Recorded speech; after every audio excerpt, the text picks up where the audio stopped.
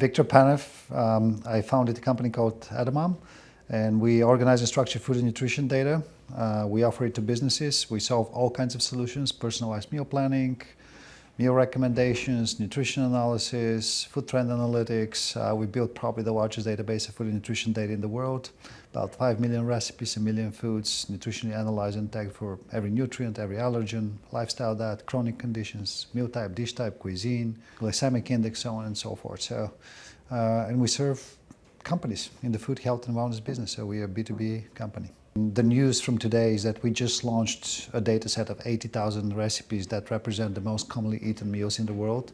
And we've always had this data set, but what we've done now is use generative AI to actually create real recipes with it, with images and cooking instructions. We found a lot of our customers wanting recipes, but they are stingy. They don't want to pay for professionally developed recipes, so we used AI.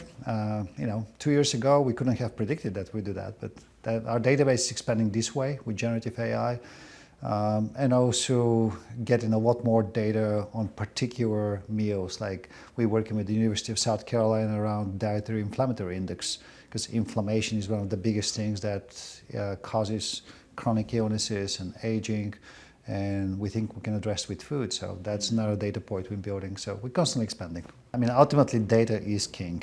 All those large language models feed on data, and they're kind of running out of data. And they're trying to boil the ocean. They're trying to do something that works for every possible use case. I mean, artificial general intelligence, Mark Zuckerberg and Elon Musk and all of the ilk are going to duke it out on that front.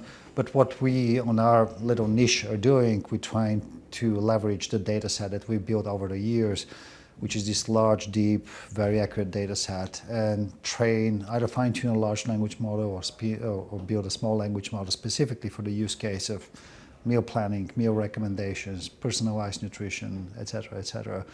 But it all comes back to the data. If you have good data, you have good user experiences. Garbage in, garbage out, good stuff in, good stuff out. Putting aside generative AI, and putting aside GLP-1, which it's got an obvious impact on food, health, and wellness in a lot of ways. What I'm really most excited about is the actual movement around food as medicine. First of all, there's a whole cottage industry of companies that didn't exist 2 years ago that are in the food as medicine space, medically tailored meals, medically tailored groceries. Insurance companies are getting on the game, and it's starting to trigger a whole host of social implications, so especially around the poor and the elderly, because Medicare and Medicaid covers it now, but eventually insurance companies are going to come around.